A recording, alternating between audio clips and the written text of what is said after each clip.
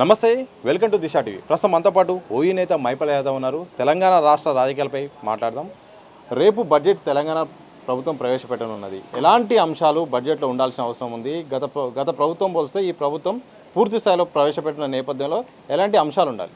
మొన్న అయితే Kodandaram sir, అగ్నూరు Murali sir చెప్పారండి, విద్య మీద కనీసం 15% అన్న కేటాయించాలంటున్నారు. కాబట్టి మేము కూడా తెలంగాణ నిరుద్యోగ రక్షణ చేసి నుంచి ఈ రాష్ట్ర ప్రభుత్వాన్ని రిక్వెస్ట్ చేస్తున్నాం. విద్య అనేది చాలా అత్యంత ముఖ్యమైనది.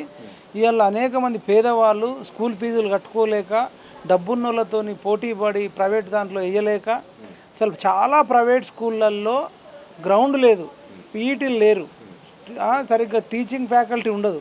కాబట్టి 15% విద్య మీద కేటాయించి అన్ని విద్యాలయాలలో స్టాఫ్ను ఫిలప్ చేసేసి టీచర్లను రిక్రూట్ చేసి మరీ ముఖ్యంగా పీఈటీ టీచర్లను కూడా చేసేసి టాయిలెట్స్ క్లీన్ మంచిగా చేపించి ఇంటర్నేషనల్ స్కూళ్ళ లెక్క మన గవర్నమెంట్ జడ్పీహెచ్ఎస్ స్కూళ్ళను కానీ ప్రైమరీ స్కూళ్ళను కానీ చేయాలని చెప్పేసి మేము ఈ రాష్ట్ర ప్రభుత్వాన్ని కోరుకుంటున్నాం. అదేవిధంగా వైద్యం మీద కూడా హాస్పిటళ్ళల్లో కూడా ఒకప్పుడు మనం ఉస్మానియా హాస్పిటల్ చూసినాం, అసలు నీళ్లు ఉస్మానియా హాస్పిటల్ లోపలికే పోతున్నాయి. కాబట్టి హాస్పిటళ్ళల్లో కూడా పునరుద్ధరణ చేయాలి, మంచిగా చేయాలి. మొన్న మెడికవర్ హాస్పిటల్ను ఎంకరేజ్ చేసినట్టు అది కాదు చేయాల్సింది. ఉస్మానియా హాస్పిటల్, గాంధీ హాస్పిటల్, జిల్లాలలో ఉన్న వరంగల్ ఆసుపత్రి కావచ్చు, నల్గొండ ఆసుపత్రి కానీ, నిజామాబాద్ ఆసుపత్రి కానీ, ఆదిలాబాద్ ఆసుపత్రులను కూడా బలోపేతం చేస్తే పేదవాడికి ఏదైనా కష్టం వస్తే వైద్యం అందే అవకాశం ఉంటుంది. కాబట్టి విద్యా వైద్యం మీద ఎక్కువ బడ్జెట్ కేటాయించాలని మేము కోరుకుంటున్నాం. సో ఈసారి అసెంబ్లీ సమావేశాల్లో ఈ విద్యా కమిషన్ ఏర్పాటు చేయబోతున్నారు. దాంతోపాటు ఆ అంశంతో పాటు మరోవైపు ఉద్యోగులకు సంబంధించిన ఏదైతే జాబ్ క్యాలెండర్ ఉందో జాబ్ క్యాలెండర్ సంబంధించిన కూడా అంశాన్ని అసెంబ్లీలో ప్రవేశపెట్టబోతున్నారని చెప్తున్నారు. దీని పట్ల ఏం చెప్తారు? ఇప్పుడు క్యాలెండర్ అంటారు, కానీ ఫస్ట్ ఆఫ్ ఆల్ 2 లక్షల ఉద్యోగాలు అన్నారు. ఈ 2 లక్షల ఉద్యోగాలు సంవత్సరంలో భర్తీ చేస్తున్నారు. ఇప్పుడు 4 నెలలు అయితే సంవత్సరం అవుతుంది. ఫస్ట్ 2 లక్షలకు జాబ్లకు నోటిఫికేషన్ ఇచ్చి ఇవి కంప్లీట్ అయిన తర్వాత జాబ్ క్యాలెండర్ ఇవ్వాలి. అంటే ఇప్పుడు జాబ్ క్యాలెండర్లో ఎప్పుడు ఎన్ని పోస్టులు పెడతారు? ఇప్పుడు ఆల్రెడీ ఖాళీలుగా 2 లక్షలు ఉన్నప్పుడు ఇప్పుడు 2 లక్షలతో వస్తేనే మంచిది. నువ్వు 50,000 ఇస్తా అంటే మరి అవి ఎంతకాలం ఖాళీగా ఉంటాయి కదా. కాబట్టి ఎన్నైతే ఖాళీలు ఉన్నాయో అన్ని ఖాళీలను ఇప్పుడు భర్తీ చేసిన తర్వాత క్యాలెండర్ ఇయర్కి పోవాలని కోరుకుంటున్నాం. ఒకవేళ క్యాలెండర్ ఇయర్కి పోయినా అందులో 2 లక్షల ఉద్యోగాలు ఇప్పుడు ఎన్నైతే మిగులుతాయో, ఇంకా ఏమైతే ఫిలప్ చేసిన తర్వాత మిగిలినాయో అవన్నీ ఇంక్లూడ్ కావాలి. ఎట్ ద సేమ్ టైం అనేది కూడా నిరుద్యోగులను అడిగి ఏ ఎగ్జామ్స్ ఎప్పుడు ఉంటే మీకు వెసులుబాటు ఉంటుంది అనేది నిరుద్యోగులతో చర్చలు జరపాలి. మళ్ళీ ఇష్టం వచ్చినట్టు 1 నెలలో అన్నీ పెట్టేసారు అనుకోండి, group 1, group 2, group 3, group 4, DSC, social welfare, హాస్టల్కి సంబంధించిన డిఏఓ అన్ని జాబ్స్ అన్నీ కూడా 1 నెలలో 2 నెలలోనో 3 నెలల్లోనో పెడితే బాగుండదు. ఎగ్జామ్కు గ్యాప్ ఉండాలి. మరీ ముఖ్యంగా డిఎస్సి కానీ, గ్రూప్ 2, గ్రూప్ 3, గ్రూప్ 1 ఇట్లాంటి జాబ్స్ ఉన్నప్పుడు మాత్రం ఆ గ్యాప్ అనేది కూడా ఉండాలి. ఏది పడితే అట్లా పడేసి మీరు రాసుకోండి అంటే కూడా మంచిగా ఉండదు. బడ్జెట్ పెట్టకన్నా ముందు నిరుద్యోగులతో కూడా వీళ్ళు సంప్రదింపులు జరిపి వాళ్ళకు అనుగుణంగా టైంను మరీ ముఖ్యంగా సెట్ చేయాలి. ఉద్యోగాలన్నీ కూడా భర్తీ చేయాలని కోరుకుంటున్నాం. సో పోటీ పరీక్షల తేదీల విషయంలో పెద్ద ఎత్తున రాద్ధాంతం జరిగింది. మీరు కూడా అక్కడ ఓయూలో ఉన్నారు, అరెస్ట్ కూడా అయ్యారు. అంటే ఇలాంటి సమస్యలు జరగకుండా ఉండాలంటే ప్రభుత్వం ఏం చేయాలి? అలాగే ఈ నిరుద్యోగ సమస్య ఇప్పటితో సర్దుమణిగినట్టేనా? ఇప్పుడేం సర్దుమణగలేదండి. జస్ట్ గ్రూప్ 2 వాయిదా వేసిర్రు, డిఎస్సి వాయిదా వేయలేదు. డిఎస్సి వాళ్ళు చాలా కోపంగా ఉన్నారు. భవిష్యత్తులో ఈ కాంగ్రెస్ పార్టీ పట్ల వాళ్ళ కోపాన్ని కూడా ప్రదర్శిస్తారు, చూపిస్తారు. వాయిదా కోసం ఇంత టార్చర్ పెట్టడం అనేది చాలా దుర్మార్గం. అంటే గ్రూప్ 2 వాళ్ళు కూడా ఇంకా పోస్టులు పెంచాలి, 2,000 జాబులు చేయాలంటున్నారు. గ్రూప్ 2 ఇది రేవంత్ రెడ్డి గారు వేస్తామన్నాడు. గ్రూప్ 3కి కూడా 3,000 జాబులు వేస్తామన్నారు, అవి వేయాలి. తర్వాత గ్రూప్ 1 వాళ్ళు కూడా 1:100 అడుగుతూ ఉన్నారు, వాళ్ళతో చర్చలు జరపాలి. ఇదంతా నివురు కప్పిన నిప్పులాగా నడుస్తూనే ఉంది. తాత్కాలికంగా మన గ్రూప్ 2 వాయిదా వేయడం వల్ల కొంత ఆగిన మాట వాస్తవం. పిల్లలు కూడా కొందరు ఇళ్లలోకి వెళ్ళిర్రు. కానీ ఇది నిరుద్యోగుల తరపున ఏర్పడ్డ ప్రభుత్వము. నిరుద్యోగులను చర్చించిన తర్వాతనే ఏదైనా నిర్ణయాలు తీసుకోవాలని మేము కోరుకుంటున్నాం. ఇక తెలంగాణ రాష్ట్రానికి చెందిన senior cadre IAS cadre Smita Sabharwal దివ్యాంగ కోటా పైన మాత్రం కీలకంగా ట్వీట్ చేశారు. దేశవ్యాప్తంగా దుమారం రేపుతుంది. అంటే ఐఏఎస్ కావడానికి దివ్యాంగ కోటా అవసరమా అంటూ కూడా ఆమె చేసిన ట్వీట్ పట్ల ఏం చెప్తారు? ఆమెకు అసలు బుద్ధి జ్ఞానం ఉందా? ఇప్పుడు రేపు ఇట్లా ఆమె అన్నది కరెక్టే అనుకుంటే కనుక ఆమె రేపు పురుషులు అంటారు, ఏదో ఒక పురుషాధికారి ఏమంటాడు, అసలు మహిళలకు రిజర్వేషన్ అవసరమా? ఐఏఎస్లల్లా, ఐపీఎస్లల్లా మరి మగవాళ్ళతో పోలిస్తే వాళ్ళు హైట్ తక్కువ ఉంటారనో, పర్సనాలిటీ తక్కువ ఉంటుందనో, బాడీ అంటే మగవాళ్ళు దృఢంగా ఉంటారనో అని ఎవడన్నా పురుషుడు అధికారి చెప్తే అప్పుడు మహిళలు ఎంత బాధపడతారండి? ఇదే మహిళా సంఘాలు కానీ లేకపోతే మహిళా అధికారులు కానీ ఇప్పుడు రాష్ట్ర వ్యాప్తంగా పెద్ద డింగాన్ చేస్తారు. మరి అట్లాంటప్పుడు దివ్యాంగులను ఎట్లా అంటావు నువ్వు? నువ్వు మెంటల్గా వాళ్ళు ఎగ్జామ్స్ అన్నీ పాస్ అయితేనే కదా ఇస్తావు. అంటే ఎగ్జామ్ పాస్ అయితే వాళ్ళకి అంత మెమోరీ అంత టాలెంట్ ఉంటేనే ఇస్తావు. టాలెంట్ లేకపోతే ఎందుకు ఇస్తారు? టాలెంట్ లేని వాళ్ళు దివ్యాంగులున్నా మన మొగోళ్ళున్నా పురుషులున్నా ఏ క్యాస్ట్ అయినా ఏ రిలీజన్ అయినా టాలెంట్ లేకపోతే ఇయ్యరండి. ఆ రిజర్వేషన్స్ కూడా మరీ ఏం జీరో వచ్చిన వాళ్ళకి ఏమి ఇయ్యరు. అందులో కూడా కాంపిటీషన్ ఉంటుంది. వాళ్ళు ఇచ్చేదే వాళ్ళకి చాలా తక్కువ ఇచ్చిర్రు. ఇప్పుడు ఇది సమాజంలో దివ్యాంగులతో కాదు సమాజానికి నష్టం జరిగేది అవినీతి అధికారులతోని, అవినీతి రాజకీయ నాయకులతోని, అక్రమాలు చేసే నాయకులతో అవుతుంది. ఈమె కాళేశ్వరంకు అప్పుడు నీటిపారుదల శాఖకు మరి ఆమె ప్రధాన సలహాదారుగా దానికి దీనికి అన్నిటికీ పనిచేసింది. కేసీఆర్కు సీఎం ఆఫీస్లో పనిచేసింది.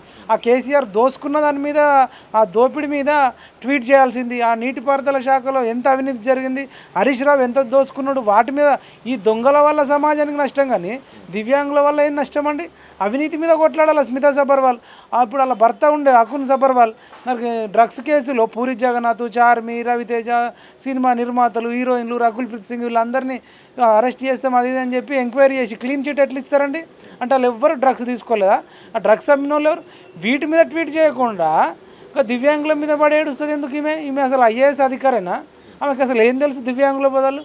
ఆల్రెడీ వాళ్ళు కాళ్ళు లేకనో చేతులు లేకనో సమాజంలో వాళ్ళు ఎంతో బాధకు ఉండి దేవుడు ఇట్లా ఇచ్చిండని బాధపడుతున్న వాళ్ళ మీద పుండు మీద కారం చల్లినట్టు ఇప్పుడు ఈ దేశంలో ఏ సమస్య లేనట్టు ఇప్పుడు అదే సమస్య. వీళ్ళకి మాత్రం మహిళా రిజర్వేషన్ కావాలి, వాళ్ళకి దివ్యాంగుల రిజర్వేషన్ వద్దా?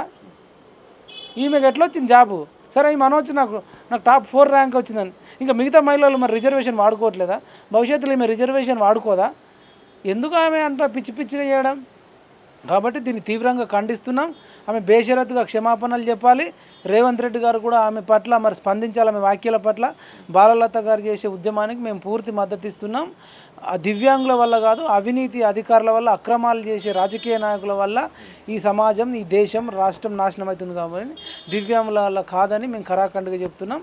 స్మితా సబర్వాల్ మీద వెంటనే యాక్షన్ తీసుకోవాలని కోరుకుంటున్నాం. సో మాజీ సీఎం అలాగే బీఆర్ఎస్ అధినేత కేసీఆర్ అసెంబ్లీకి రాకపోయినా కూడా చర్చ జరుగుతుంది. నిన్నటికి నిన్న రేవంత్ రెడ్డి కూడా అసెంబ్లీకి రావాలని ఆహ్వానించారు. చాలా విషయాలపై కూడా మాట్లాడాలి, బీజేపీ విధానం పైన కూడా మాట్లాడని చెప్పారు. కేసీఆర్ రాక విషయంలో ఏం చెప్తారు? కేసీఆర్ ఒక ఎమ్మెల్యేగా రావాల్సిన అవసరం ఉందా? రాకపోతే ఏమైతుంది? అసలు ఇప్పుడు ఆయన వచ్చినారా లేదా? రాలే. గతంలో రాలే. అప్పుడంటే కాలు ఇరిగింది, చేతి ఇరిగింది అని చెప్పినాం. ఇప్పుడేం ఇరిగింది? ఇప్పుడు అంతా మంచిగా ఉన్నాడు కదా.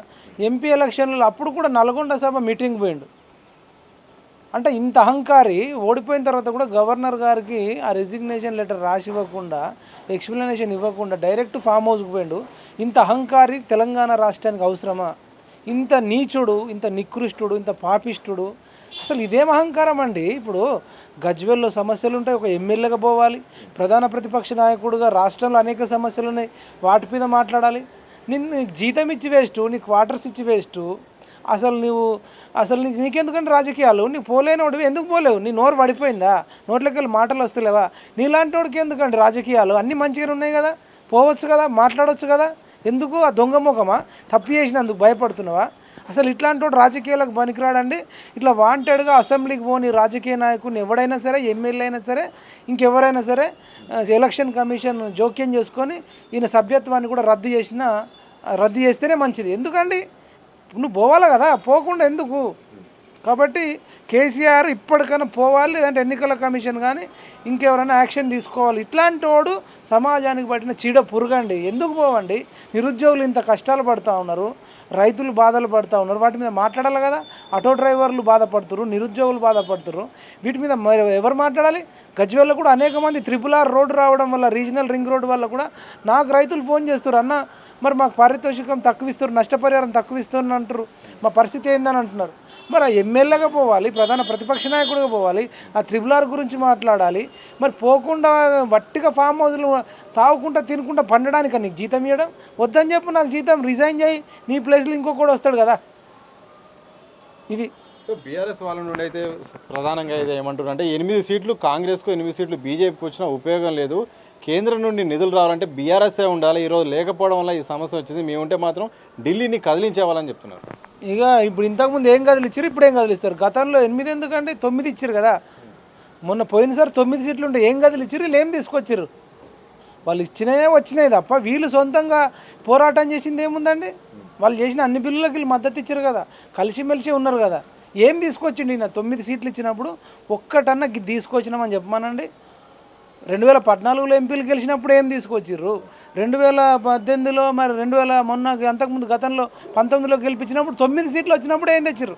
అప్పుడు వీళ్ళు అన్నారు ఏమి ఇస్తలేదు అని. ఇదే కేసీఆర్ కేటీఆర్ అసలు మొత్తం గుజరాత్కే దోషి పెడుతురు అని చెప్పారు. 9 సీట్లున్నా వీళ్ళతో ఏం చేత కాదు, 0 సీట్లున్నా ఏం కాదు, జస్ట్ రాజకీయం పబ్బం గడుపుకోవడం కోసం అట్లా స్టెంటిమెంట్ వేస్తారు. కానీ వీడి తెలంగాణ అనే హక్కు కేటీఆర్ కానీ హరీష్ రావు కానీ కేసీఆర్కి లేదు. వీళ్ళు తెలంగాణ అనే పేరు మీద ఈ కల్వకుంట్లోళ్ళు దోసుకోవడానికి, బీఆర్ఎస్ వాళ్ళు దోసుకోవడానికి, ఈ వెలమలు దోల్చుకోవడానికి తప్ప తెలంగాణ అనే పదాన్ని వాళ్ళు వాడుకుంటారు. ఎందుకంటే వెలమల పాపులేషన్ తక్కువ, కల్వకుంట్ల పాపులేషన్ తక్కువ కాబట్టి తెలంగాణ అనే పదాన్ని వాడుకుంటారు. తెలంగాణ వల్ల కేసీఆర్ ఫ్యామిలీ బాగా డబ్బు సంపాదించుకురు, కానీ ఈ కల్వకుంట్ల ఫ్యామిలీ వల్ల తెలంగాణ సమాజం ఏం బాగుపడ్డది లేదు. కాబట్టి ఇంకా ఇట్లాంటి సెంటిమెంట్ను రెచ్చగొడుతూ ఉంటారు. వీళ్ళని ఎట్టి పరిస్థితులలో నమ్మొద్దు. మనకు అన్యాయం జరిగితే మనం కొట్లాడాల్సిందే, అన్నీ చేసుకుందాం. కానీ ఈ కల్వకుంట్ల కుటుంబం ఈ కేటీఆర్ నాయకత్వంలోనూ, హరీష్ రావు నాయకత్వంలోనూ, కేసీఆర్ నాయకత్వంలో ఇంకా ఎస్సీ ఎస్టీ బీసీలు ఎవ్వరు కూడా పనిచేయొద్దని విజ్ఞప్తి చేస్తారు. మూసీ నది సుందరీకరణ మీద రాష్ట్ర ప్రభుత్వం చాలా ప్రాధాన్యత తీసుకుంది, దాన్ని బాగా ఇంపార్టెన్స్ తీసుకుని ఎక్కువ నిధులు కేటాయించాలని చూస్తుంది. కానీ కేంద్రం నుండి అనుకున్నంత నిధులు రాలేదు. మూసీ నది సుందరీకరణ ప్రాధాన్యత అవసరమా, దాని యొక్క ముఖ్యత ఏమైనా ప్రజలకైనా ఉపయోగపడుతుందా? ఇప్పటికిప్పుడైతే అవసరం లేదండి. ఎందుకంటే ఈయననే అన్నాడు ఖాళీ బిందెలు ఉన్నాయి, లంకె బిందెలు ఉంటాయంటే ఖాళీ బిందెలు ఉంటాయను. ఖాళీ బిందెలు ఉన్నోడికి ఇప్పుడు మూసీ నదిని సుందరీకరణ ఎవడన్నా డిమాండ్ చేసిండా, రాస్తారోక చేసిండా, రాష్ట్రానికి బంధు పిలుపునిచ్చిండా, భారీ బహిరంగ సభలు పెట్టిరా? అడగకుండా ఎందుకండి, విద్యా వైద్యం మీద పెట్టి ఆ డబ్బు లేదో పిల్లలు చదువుకుంటారు కదా. అనేక మంది ఫారెన్ పోవడానికి స్కాలర్షిప్లు ఇవ్వండి.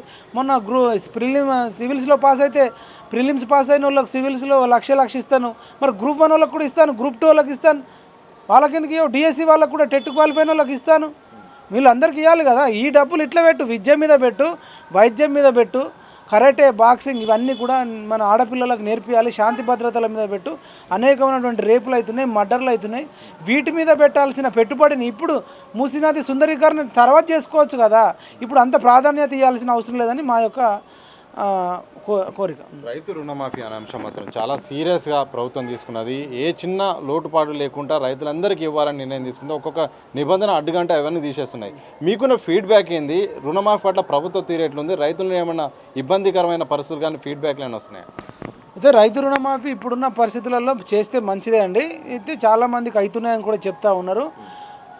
ఇంకా కొద్దిమంది ఏం చెప్తున్నారంటే మేము గోల్డ్ తాకట్టు పెట్టి రుణం తెచ్చుకున్నామని చెప్తున్నారు. అది ఎంక్వైరీ చేసి ఒకవేళ అట్లాంటిది పెట్టుకుంటే కూడా వాళ్ళు పేద రైతులు, మధ్యతరగతి రైతులు అయితే వాళ్ళకు కూడా డెఫినెట్గా ఇవ్వాల్సిందే.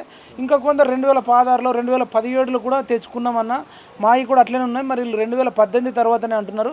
ఇట్లాంటి వాళ్ళు ఎవరెవరు ఉన్నా వాళ్ళందరినీ కూడా ఇక చిన్నబుచ్చకుండా ప్రతి ఒక్క రైతు ఎవరైతే తెచ్చుకున్నారో ఆ తెచ్చుకొని ఏదైతే పంటకు ఉపయోగించారో ఎంక్వైరీ చేసుకొని జెన్యున్గా ఉంటే కనుక ఖచ్చితంగా వాళ్ళందరికీ కూడా చేయాలని మేము కోరుకుంటున్నాం. సో చివరి చెప్పండి, ఒకవైపు విద్యా వైద్యం గురించి మాట్లాడారు. ఈ అసెంబ్లీ సమావేశాలు స్టార్ట్ అవుతున్నాయి. 6 నెలలుగా చాలామంది అంటే ఇటు ఆర్టీసీ నుండి కానీ చాలా సంఘాలు కూడా బయటకు వచ్చి తమ సమస్యలు చెప్పాయి. ఎలాంటి అంశాలు ఇంకా మిగతా అంశాలు ప్రస్తావించాల్సిన అవసరం ఉంది, అసెంబ్లీలో పరిష్కారం కావాల్సిన అవసరం ఉంది?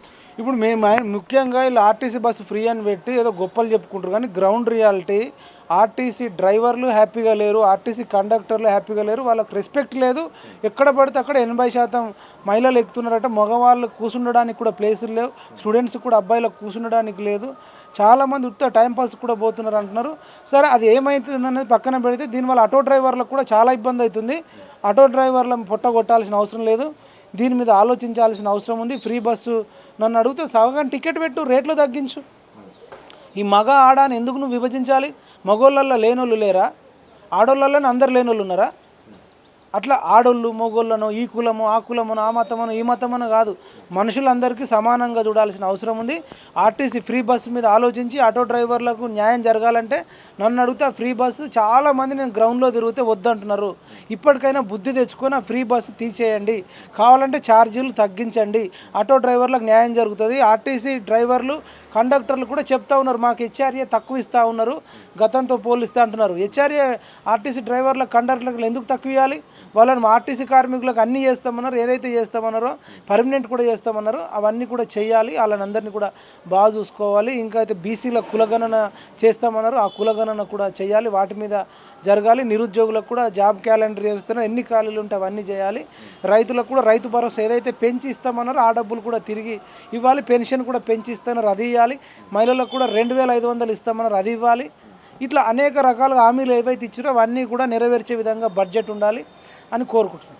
థ్యాంక్ యూ అండి. మొత్తంగా ప్రతిపక్షంలో ఉన్నప్పుడు చాలా హామీలు అయితే కాంగ్రెస్ పార్టీ మాత్రం ఇచ్చింది. ఇప్పుడు అధికారంలోకి వచ్చింది, చాలా హామీలు ఇవ్వాల్సిన అవసరం ఉంది. గ్యారంటీలతో పాటు ఏదైతే ఉన్నాయో ప్రస్తుతం ఉన్న సమస్యలు కూడా తీర్చాల్సిన అవసరం ఉంది. మరోవైపు విద్యా వైద్యం పైన ప్రభుత్వం మాత్రం పూర్తిగా ప్రాధాన్యత ఇవ్వాల్సిన అవసరం లేదు. సమస్యలన్నీ కూడా విద్యా వైద్యం చేస్తే చాలా సమస్యలు కూడా సర్దుమరిపోతాయి. అలాగే ఉచిత బస్సు విషయంలో మాత్రం దానిపైన మాత్రం చర్చ పెట్టాల్సిన అవసరం ఉంది. ఆ పథకం వెనక్కి తీసుకుంటే మాత్రం చాలా ఉపయోగకరమైన పరిస్థితులు ఉంటాయి. ఎందుకంటే గ్రౌండ్ లెవెల్లో చాలా సమస్యలు కూడా వస్తున్నాయి. ఒకసారి ఫీడ్బ్యాక్ తెచ్చుకుంటే మాత్రం తెలుస్తుంది. అలాగే ఆటో డ్రైవర్లకు న్యాయం చేయాల్సిన అవసరం ఉందని కూడా ఓయి నేత మైపల్ యాదవ్ గారు స్పష్టం చేసిన సందర్భం చూడొచ్చు.